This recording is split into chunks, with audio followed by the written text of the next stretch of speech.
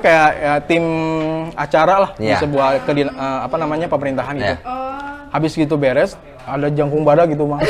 Tahu kamu jangkung badak? Besar tinggi. Besar Iya, tinggi, bahasa kasar. Padangnya ya. Jadi bahasa Sunda lama kayaknya balik Jangkung gitu. badak. Jadi kayak ngomongnya sampai balik gitu, oh iya sih. Oh. Galak. Asli. Yeah, man. Asli. Gitu. Udah banget ya. Asli. gitu. Asli. Gitu. Bang balik mana sih itu gitu? Asli. Gembur artinya noy. Mental gitu. Ya mental, tapi ya di situlah nah. Bukan hanya skill public speaking tapi juga membangun mental tuh luar biasa. Jadi harus menjaga Kita gitu. baca. Nah, untungnya teman saya tuh di samping saya lebih Badak lagi. lebih cuek gitu. Oh, lebih cuek. Jadi dia nyemangatin saya pakai bahasa Sunda, banyak gitu. Nggak apa-apa, lanjut, nggak apa-apa. Gitu. Kita kan bukan makhluk halus ya, makhluk kasar. Ya. Iya. Gitu. Jadi itu yang paling unik sih. Terus juga pernah ketika nge-MC yang datang tuh almarhum Pak Oded ya. Oh, Pak Odet pernah Iya, ditonton waktu Pak itu. Odet. Wah. Terus saya tuh kayaknya si protokoler tuh nggak yakin sama saya. Jadi di samping saya tuh si protokolernya berdiri gitu. Nemenin. Jadi kalau salah Habis langsung ini, habis ini baca yang ini. Oh iya, tina mukana sudah yakin kan. Iya benar, suatu waktu ketika laporan panitia beres, nah dia kan, saya kan nggak tahu ya Iya. waktu itu ya, harusnya duduk dulu, baru saya nyebut rundown selanjutnya. Nah. Tapi ini masih jalan, udah ngomong. udah ngomong, jadi pas saya ngomong tuh, baik terima kasih sekali lagi, sambutan dari, langsung saya diberhentiin. Langsung saya juga diem, nonton ninggalikin Oh my god. Ya terus Gila. gimana tuh mensiasatinya pas nge-freeze? Akhirnya kan dia bilang tunggu dulu duduk gitu. Duduk, udah saya ngomong lagi gitu. Tapi kan udah terlanjur era Iya. ya. Kamu tahu era? Malu ya. Malu, iya. Ya. Gitu sih, pengalaman banget. Gila. Tapi akhirnya ya itu yang jadi belajar gitu. Iya. Pengalaman itu jadi kebentuk mental, oh jangan kayak gini. Oh. Suka dukanya mungkin Ya, ya. jadi next time-nya udah tahu juga ya kalau formal challenging-challengingnya harus ada protokoler yang badak Iya. gitu ya. Nah terus kalau informal nih Kang, ada juga nggak cerita menariknya? Informal ada sih cerita menariknya ketika apa ya? Oh, kalau nggak salah wedding deh. Oh, wedding ya. Wedding itu informal? Maksudnya wedding dulu ceritanya ya. saya ingetnya wedding gitu. Mengalihkan dulu ya. Gak apa-apa ya, boleh ya. Sorry, saya ngelihat Kang Deden aja langsung ngetawa, sebenarnya nggak usah cerita aja. Luar biasa sekali, karismatiknya udah keluar, Udah dapet ya. Udah dapat. Kalau dapat minum Kiranti dong. Jadi waktu itu sambutan dari calon mempelai pria. Saya salah sebut nama. Udahlah dipanggil, terus beres si bapaknya, beres sambutan, terus balik lagi ke saya, nih ini kartu saya, yang bener namanya yang ini nih. Gitu. Padahal kan saya dapat nama dari WO. Nah gitu, jadi pas wedding, ada bapak-bapak udah beres sambutan, ya kan. Terus karena ngerasa salah namanya, langsung nyamperin ke saya. Nah iya nggak bener orang mah gitulah, bahasa Sunda nama gitu. Aku kan di situ jadi Nanti lagi ada bawain habis itu pulang. untungnya pas sudah beres acara ngomong. Ya belum lah kan sambutan CPP baru awal itu tuh ya. Iya. Terus mentalnya gimana? Ya itulah makanya kan karena alhamdulillah sudah terlatih lah gitu lah. Alhamdulillah. Jadi bisa kayak aku selalu nameng selalu punya tameng ketika ada bad mood di atas panggungnya. Hari ini bahagia, hari ini bakal sukses. Gitu di dalam hati tuh. Hari ini bakal cerah sekali, senang sekali. Hari ini keren sekali. Aku baik-baik saja, terus aja dalam hati gitu. Akhirnya keren. Oke, balik lagi gitu. Tips dan trik juga berarti ya Kang ya. Hari ini indah sekali kayak gitu-gitulah. Kalau misalnya dipikirin pasti makin stres ya. makin bete gitu.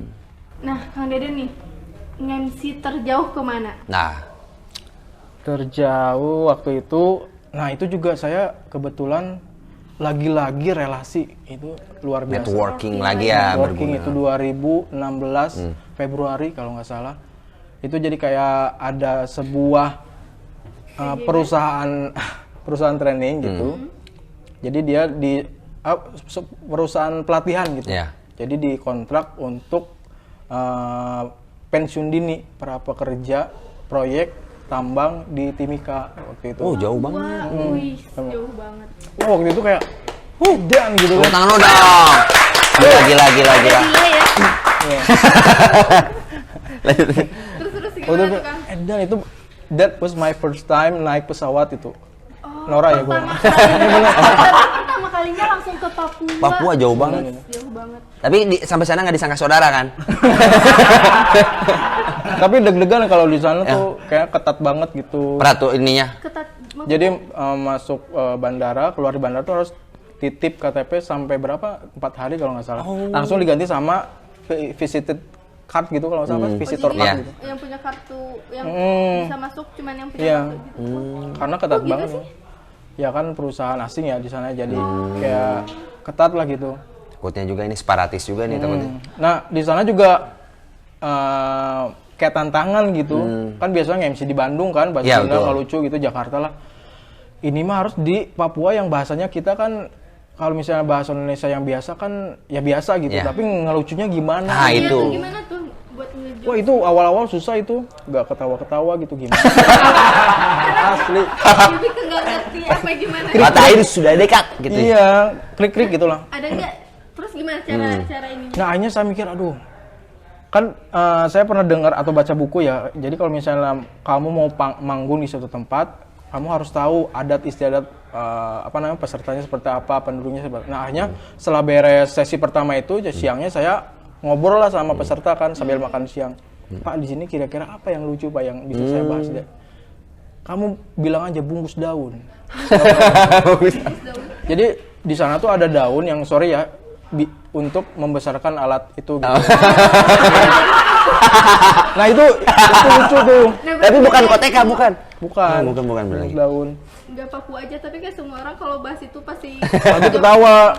Nah setelah tahu itu saya sambung-sambungin aja gitu ke jokes itu. Wah bapak ini belum semangat kayaknya belum pakai bungkus daun. Nah, tawa ger gitu. Jadi di sana wah kebentuk juga gitu. itu informal apa formal tuh MC-nya? Itu kayak seminar gitu ya, jadi buat prepensiun, jadi disuruh wirausaha gitulah, persiapan pensiun gitu. Nah kalau tadi MC terjauh, kalau terdekatnya nih Terdekat 2018 itu gimana tuh? di Telkom University. Wih nih. Kan rumah saya di Ciganitri. Itu paling dekat tuh. Paling dekat 2 hari. 2 hari ya. MC-nya kayak perjalanannya. MC-nya 2 hari. Iya. Dan itu budgetnya gede juga lumayan. itu sih ya, bukan masalah jarak tapi Ya, money. enggak sih. Gitu-gitu sih. Nah, Kang Deden pernah nggak nge-MC tapi nggak dibayar? Nah itu. Nge-MC tapi nggak dibayar ya. Oh ya pernah saya. Acara wisata kuliner kalau nggak salah di Jalan Petapark gitu. Jadi gimana tuh Kang? Itu Jadi pura-pura lupa itunya jadi nggak dibayar. Budget dari awal. Heeh. Jadi bahasanya Kang Deden bantuin MC acara ini gitu. Nah, Saya pikir kan ini acaranya gede gitu, Ya. lumayan lah gitu. ada lah ya. Dekornya bagus gitu. Tapi setelah beres acara, Kang Deden sorry ya, ini kayaknya tidak memenuhi target gitu. Kita saya thank aja ya, wah di sana sudahlah. Bukan jadi mukanya juga jadi memelas saya ketawa. Astagfirullahaladzim ya Bu. Ya tapi nggak apa-apa lah ya. Balik Tapi lagi. dapat pengalaman. Belum ada manajer kali, jadi kan ada hitam di atas putih nih sebelum mulai. Ya harusnya kayak gitu. Harus Dulu tuh gitu awal dong. 2000 berapa itu ya? Manajerialnya dong. 16 kalau nggak Oh salah. itu awal-awal berarti ya? Awal-awal 2016 itu. Jadi cukup say thanks dan bye. Iya gitu. Wah pengalaman banget Habis ya. itu yaudah gigit jari ya udahlah. Selain nggak dibayar, pernah yang paling gitu ke hati. Pengalaman yang nggak banget menyakitkan. Nggak Selain banget nggak dibayar ya. menyakitkan ya. Nah. Apa ya ada sih kalau nggak salah. Oh iya nge-MC acara salah satu kosmetik wanita di Jakarta. Oh pernah juga kosmetik? Iya. Oh my god. Terus? Jadi MC tandemnya itu adalah ibu-ibu yang dia panitia juga di acara itu. Nah ibu-ibu itu mendominasi. Jadi pas saya ngomong dia ngomong sikat. Terus juga pas saya ngelucu itu nggak ada yang ketawa. Itu pokoknya paling garing lah. Wah pokoknya hang buru-buru anggus anjing. Hang gejan gitu. Yang gerak-gerak. Udah nggak asik gitu vibe-nya gitu. Berarti untuk kesuksesan sebuah event bukan hanya dari MC-nya aja, tapi dari feedback audiensnya juga harus ini ya, gitu. Atau mau nggak mau, atau harus nggak harus ya, jadi kita harus bisa ya masuk ke audiens. Sebenarnya feedback audiens tuh tergantung yang di panggung kalau menurut saya. Iya kan, berarti kalau kita tergantung. semangat, pasti audiens semangat. Gimana caranya kalau audiens tidak semangat, kita juga harus bisa membangkitkan suasana Membangkit lagi. gitu. Terus banyak juga sih faktornya kayak operator, tandem MC, Oh iya, ngaruh kemudian juga panitia. Yang paling ribet itu adalah ketika nge-MC yang panitianya atau stage manager yang harusnya kuping saya gitu. Dia panitia inti juga gitu jadi pas ada acara inti saya harus nanya apa gitu, dia ngelengit Nggak ke ada, mana iya. gitu. Itu paling ribet sih. Terus yang paling ribet juga kalau misalnya sebuah acara tuh persiapannya, jadi kayak karena misal sebuah event, sebuah perusahaan pengen ngadain acara tapi pengen minim budget, jadi panitianya pegawainya juga yang akhirnya tidak tahu tentang acara lah gitu. Akhirnya si MC harus siap. saya pernah bawa piala, bawain mic, jadi operator next pernah sambil nge-MC juga. Jadi riweh gitu. Kalau sekarang udah ada manajer ya, ada manajer atau tetap dikelola sendiri? Sendiri sih. Sendiri aja dulu ya. Iya.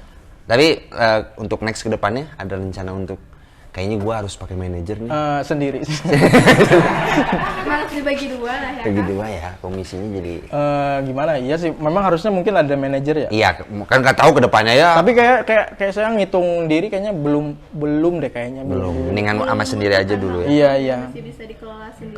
Kecuali just ini kan ada acara apa gitu, saya paling bayar teman aja gitu pada hari itu, misalnya fotografer gitu. Bantuin lah gua gitu, gitu. kayak gitu.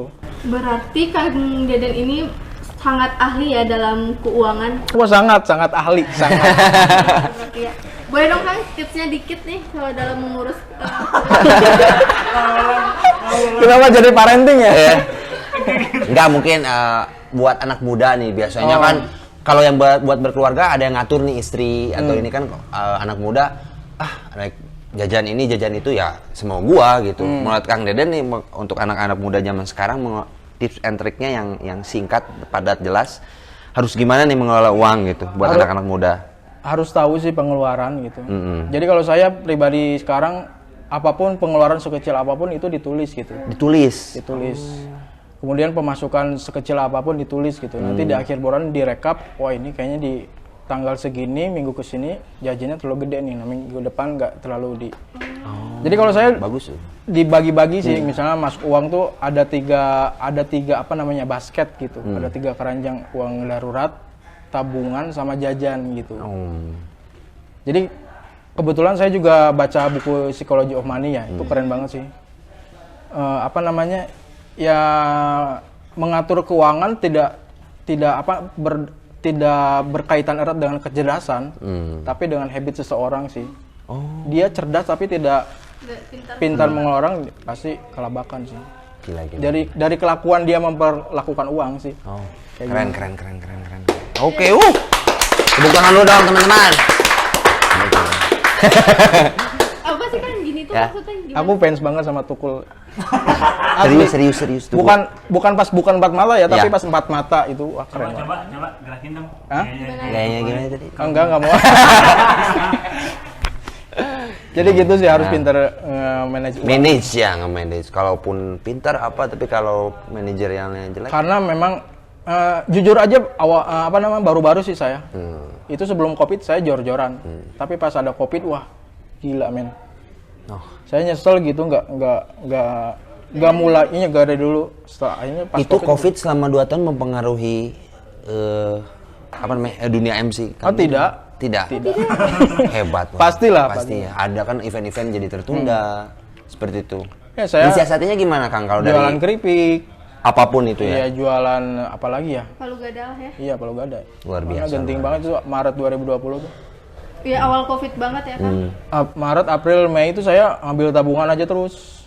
Maksudnya bukan tabungan ya. Jadi alhamdulillah Februari sebelum bulan Maret itu ada MC gede gitu, lumayan lah. Jadi ambil dari sana gitu. Biasa Kang Deden nyatet ini itu di mana? Pengeluaran pemasukan itu Ditulis. ditulis apa di mana? Di ini sih di Telegram. Oh, yang save itu ya? Nah, save message. Gimana? Tahu kan? Kan di Telegram ada fitur buat save buat nyimpan apa, kita foto apa kata-kata di situ. Iya. Jadi tinggal Per kopas. hari berarti. Per hari. Jadi kayak tadi pagi itu saya jajan kopi terus langsung tulis gitu. Kalau nggak gitu Waduh, lupa. nggak kebayang. Nah subuhnya baru nih. Oh satu lagi. Iya. Saya merutinkan ini nih. Selain tabungan, uang darurat, saya selalu ngumpulin 20.000 tuh. Buat? Uang cash 20.000. Jadi kalau misalnya ada kembalian 20.000, langsung Langsung simpan. mindset saya ini haram dijajani gitu. Oh. Itu bisa- no reason aja gitu, dikumpulin aja gitu. Gak tahu buat apa gitu, tapi dikumpulin aja. Oh gitu. Udah ada 1 galon kalau nggak salah. Wih. Iya seru. 20.000 tapi isi Iya. semua. Oh. Itu seru.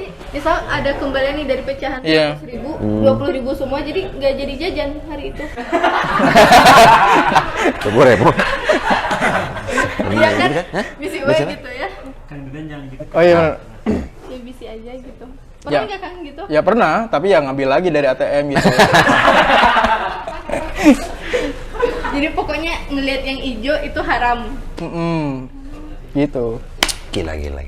Boleh deh dicontoh. Dicontoh dong, tapi Kayak 5.000 dulu. tapi someday itu yang di galon bakal dituar nanti. Nah itu ya mungkin someday ya buat Saat zombie apokalips. Orang gitu ya Kang. Zombie apokalips. karena di apa? Saat zombie apokalips semua sudah kacau, tinggal Nah, itu kan. gitu. Karena saya juga baca di buku Psychology of Money, menabunglah dengan tanpa alasan gitu. No reason. Untuk membeli apa, untuk membeli, tapi ya simpan aja gitu karena Simpan dulu aja. semuanya tidak pasti gitu. Gila, keren. Tepuk tangan lu. Tips. Iya. Oke. Ini mungkin tadi sedikit flashback. Jadi Kang Deden pernah bikin satu buku nih ya katanya. Nah, nanti tampil di sini ya bukunya ya. Itu Kang judulnya apa? Menceritakan apa sih? Teman-teman mungkin ada yang nggak tahu tentang buku itu. Itu tentang dunia MC sih. Dunia jadi, MC. Jadi ceritanya saya nge-MC jumpa penulis. Ada Bunda siapa? Bunda yang ketika cinta bertasbih siapa sih? Asma Nadia. Oh. Kemudian juga Dewa Eka. Nah saya, wah keren juga ya seseorang punya karya gitu. Betul. Terus Bunda Asma nyerita dia ingin mendidik anak-anaknya ketika dia sudah meninggal lewat buku gitu. Oh. Itu keren. Ada karya lah ya. Iya. Pokoknya selama hidup dia pernah menghasilkan suatu karya. Aku jadi ingat quote-nya Pidi Baik. Apa? Anakmu bukan hanya butuh uangmu, Nah, tapi anakmu butuh siapa orang tuanya gitu. keren banget. Benarkan itu. Jadi saya pengen punya karya aja. Jadi ceritanya pas MC Jumpa menulis, nah pulangnya langsung tuh saya harus punya buku. Pulangnya langsung saya buka laptop beneran tuh. Buka Microsoft Word, tulis Bismillahirrahmanirrahim, launching buku, persiapan menuju launching buku 2021 kalau nggak salah. Itu 2019 acaranya. Oh, udah langsung 2021 launching 2021. Iya, nggak tahu Dan tulis. launching Kang. Tahun 2021 launching. Enggak. Ya launching kan ya buku nanti. Bisi we. Kayak aku mana? Ada nanti. Nanti ya. Siap. Oh ya aku. Teman-teman yang mau dapetin buku itu di mana Kang? Dijualnya di mana aja? Di saya sih. Soalnya nggak ada di Nggak toko buku. ada Tokped mungkin, Nggak ada, nggak ada. marketplace. Jadi Nggak ada. langsung hubungi Saya Hubungin ya. Kang Deden. Nomornya Kang Deden di sini ya teman-teman. Publishing. Di sini nggak apa-apa nomornya di Nggak sini. apa-apa. Ya. Di sini kalau yang mau IG-nya pesen juga buku, boleh, ya? IG-nya juga di sini, boleh pesen teman-teman. Daftar pinjol juga. Jangan. Banyak. Jadi gitu pulang dari sana, wah harus nulis. Akhirnya tulisan-tulisan saya di Instagram Pindahkan. Oh, gitu. Saya kan suka nulis juga di IG tuh, apa tips apa gitu. Oh, jadi kumpulan-kumpulan tulisan Kang Deden di buku. Karena saya kalau misalnya habis nge-MC ada yang unik tuh ditulis di IG gitu. Kayak gitu lah yang protokoler. Akhirnya nulis. 1 tahun lah 2 tahun kepotong Covid. Akhirnya Rilis. rilis. Rilis di mana? Launching. Waktu itu di deket di kafe sih. Oh, gitu. Di YouTube Keren banget. ada di Oh, ada di YouTube, boleh ditonton ya dengan apa Kang nama YouTube-nya? Deden Delicious. Deden Delis. Subrek, tong poho. Ya. Gak usah udah banyak. Keren kita. Resep tentang lagi gelau ya. Iya, bener. Ini mah lagi gelau. Oke, terakhir nih Kang, boleh dong?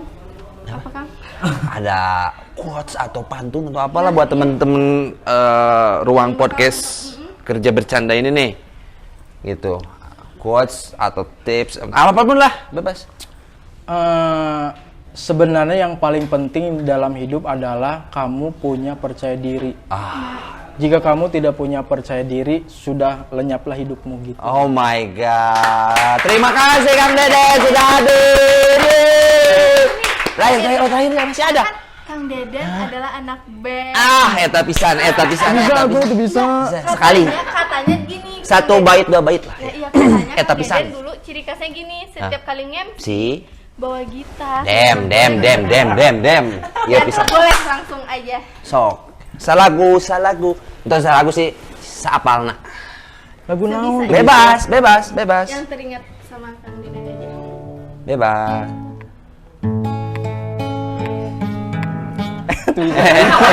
Denana, saya tiket.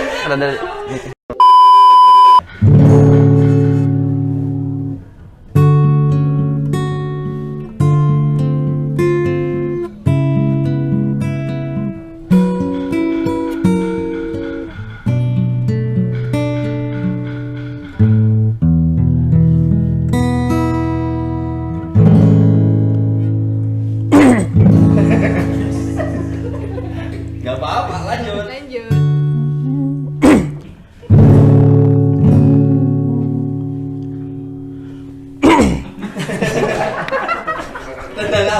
Tenang. Kasih semangat dulu.